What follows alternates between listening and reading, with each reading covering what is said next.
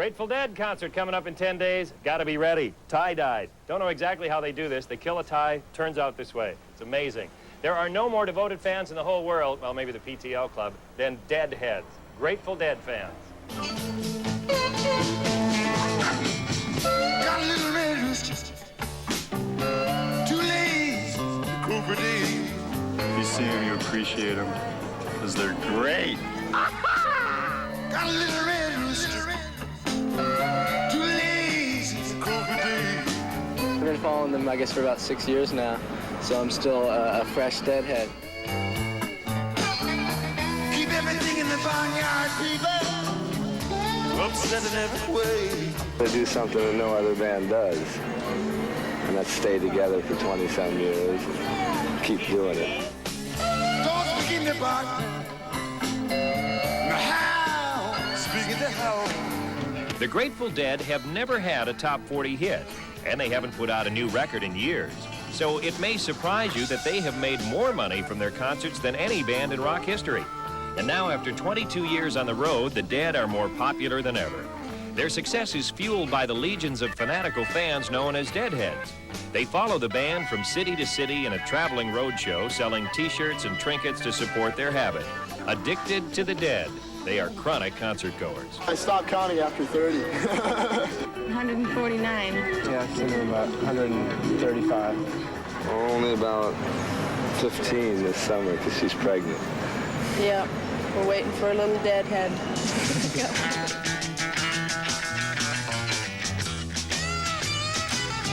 San Francisco, 1965. There was music in the air and drugs on the street. A group of guys calling themselves the Warlocks got together and started playing bluegrass music.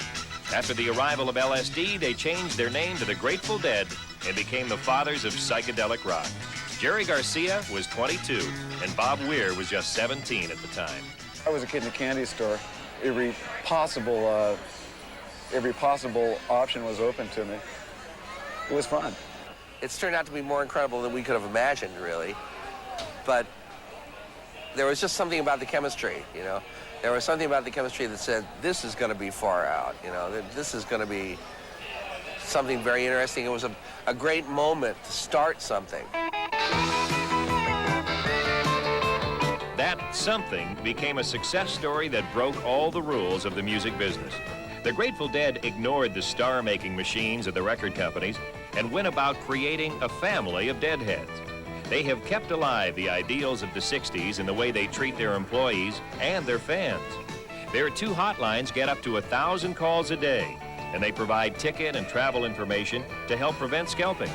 There is a bond between the group and its fans that you won't find anywhere else. For me, and for us, I think, and probably for them too, what we represent, or what the whole ball of wax represents, is anything is possible. We've been proving that. We've survived, and if we can survive, anything must be possible. The band almost didn't survive.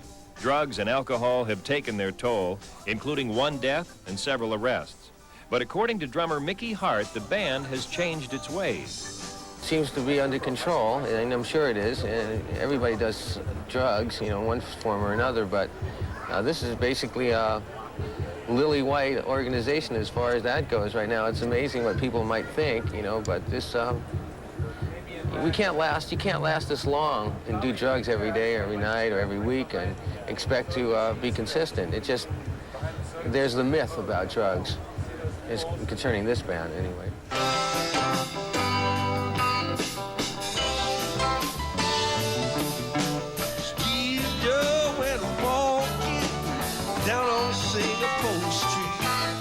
It wasn't drugs that almost did the band in, it was diabetes. Last year, Jerry Garcia, having gone through a drug rehabilitation program, suddenly collapsed into a diabetic coma. The doctor said he would never play again. I never felt ill, I never had any pain. And I just woke up one day in the hospital with 1 million tubes sticking in me, you know, and it was very weird. I went through lots of changes after that, when I started to realize how close I'd come to dying. It took months of practice before Jerry could play again. But his recovery helped to inspire both him and the band. Touch of Grey is the Dead's first music video, and their record, In the Dark, is their first new album in 7 years. The band is tighter than ever, and Jerry Garcia is grateful to be alive. When I was in the hospital, I thought, of all the places I'd like to be in the world right now, I would rather be doing almost anything than this, and especially love to be playing, you know? So for me, the thing of being able to come back and play is, this is the best of all possibilities. And that was all I had to say. It's all right. I will get by. We will get by. Of course, this time when the Grateful Dead are in concert at the Oakland Coliseum, it'll be with Bob Dylan. Should be great. Grateful Dead gets a little upset when they're called a nostalgic act because they say, how can you bring us back when we have never left? Aging hippies, erstwhile flower children, and others who just live to rock to the Grateful Dead are making the scene tonight at the Oakland Coliseum. It's a special concert tour featuring another giant from the past, Bob Dylan. Don Knapp has the story. Deadhead Pat Riley easily explains the popularity of the Grateful Dead. All the musical artists from the 60s and 70s that are making a return right now because there's such a musical void right now. Deadheads, as the band's faithful followers are called, are nothing if not loyal. They come to concerts early and they come often. I've been to about 80 shows. Why? It's a fun thing to do. How many concerts have you gone to? Oh, well over 100. Come on, we gotta get in line. But this tour's even more special. Joining the Dead is living legend Bob Dylan. That was enough to get Teresa Hester out to her first concert in 15 years. She says there's a message. Pay attention, get involved. Help save what we've got before we lose it all, like Earth. One of the Dead's fans is a guy who's followed them ever since the Haight-Ashbury days, rock promoter Bill Graham. Are the concerts still fun for you? Some like this are very special to us. The others, we meet payroll. Keep on rolling, just a mile to go. Bob Dylan did not appear in our story because we were not permitted to shoot him in concert. But judging from the mood of the people who came to be part of the history-making tour, there's no doubt he was well received. In Oakland, Don Knapp, News Center 4. Well, thousands of fans turned out tonight to see rock music legends Bob Dylan and the Grateful Dead at the Oakland Coliseum together. The parking lot began filling up early today with the so-called Deadheads, of course, providing a pretty entertaining pre-concert show right out of the 60s, as they usually do. The Dead fans have their own particular style, right down to a most unusual way, for instance, of drinking beer.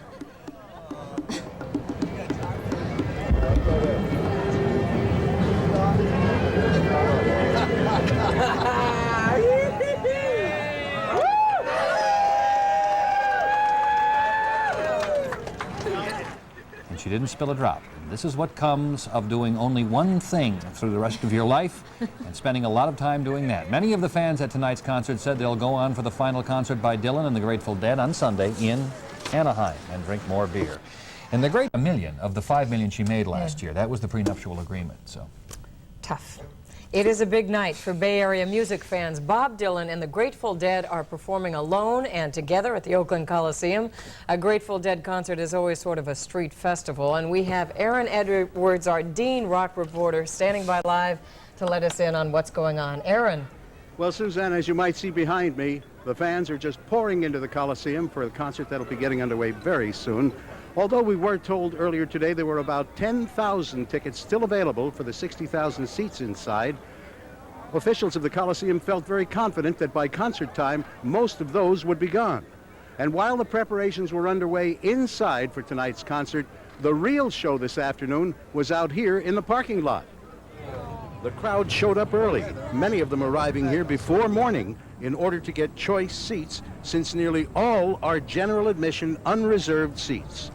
There are fans here from a number of distant states. Several admitted to being such devoted fans they followed this concert series from place to place. Well, we went to the Eugene, now we're at the Oakland, then we'll be at Anaheim. So 3 for this season. There was an impromptu bongo concert underway in the parking lot. The atmosphere here was pretty much like that at a 49er football game. with all of the tailgate parties underway. There were flower children of all ages, many of whom were not even born in the 60s. You could buy food of almost any kind, even some that had strange and unfamiliar smells. There were beads for sale, and shawls, and jewelry, and leather goods, but mostly T-shirts. This young woman is a loyal fan of the Grateful Dead, who also does a little sales work along the way. How long have you been selling T-shirts? On and off now for almost 8 years, 8.5 years. And you go to all their concerts? 90%, yes. And you make a living out of selling T-shirts? That, and I'm usually a school teacher also. And then there was this fan, who we figure left for this concert in such a hurry, he just plain forgot to put his clothes on. When he approaches the gate to get in, he's going to have to carry his ticket in his teeth. Suzanne, watching the goings-on outside was a real step back in time, because in just a matter of minutes, we were back in the 60s. Suzanne? Well, I can see that, Aaron, especially with the beads, the T-shirts. I think they're left over from the 60s. They're just... Aaron said he left for the concert. I thought he was going to say he left for the concert in 1968, which I also suspect is the case, but that's the Grateful Dead for you. A little traffic, huh? Yes, indeed. And Aaron will be covering this tonight in a tie-dyed herringbone jacket, by the way. That's our news. We will... It's the night off. David Jackson sitting in with me, topping Nightcast. The Grateful Dead's A Touch of Grey tour winds up a week of musical superstars in the Bay Area, starting Monday night with Madonna at the Shoreline. Tonight it was vintage rock from veteran practitioners. The Grateful Dead and Bob Dylan at Oakland Coliseum. Stan Wilson sets the scene. It's not exactly Woodstock, but it's probably as close as you're going to get here in the 1980s. They are known as Deadheads, and many of these music fans have followed Jerry Garcia and the Grateful Dead since the 1960s. We're all Deadheads, deep inside, you know. A few of these people are graduates of the Flower Power generation, wearing a rainbow of tie-dye shirts and Indian print dresses. Others are a bit younger. Jesse here has seen the Grateful Dead 8 times so far. Jesse is the one with the hat. Jesse is 4 months old. We'll dance them around. Babies love to be danced, and they like music, so... If you think the Grateful Dead's fans are fanatics, say hello to one of Bob Dylan's followers. Dylan is God, Why do you say that? because he's the greatest poet and songwriter that ever lived. While many wouldn't go that far, Dylan and the Dead do bring back memories. Good music and nice people, and it's nostalgic.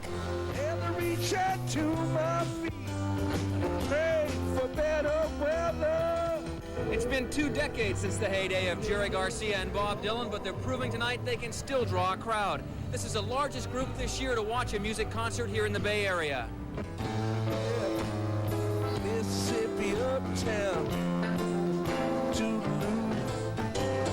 Hello, baby, I'm gone. For nearly 60,000 people at the Coliseum tonight, the Grateful Dead and Bob Dylan offer a chance to dance and to look back with a smile on the summer of love 20 years ago.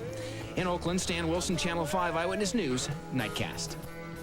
Bob Dylan took the stage just a few minutes ago. Too late for us to bring you any of his performance. Incidentally, the Dead's latest single, Touch of Grey, is also their first ever hit single.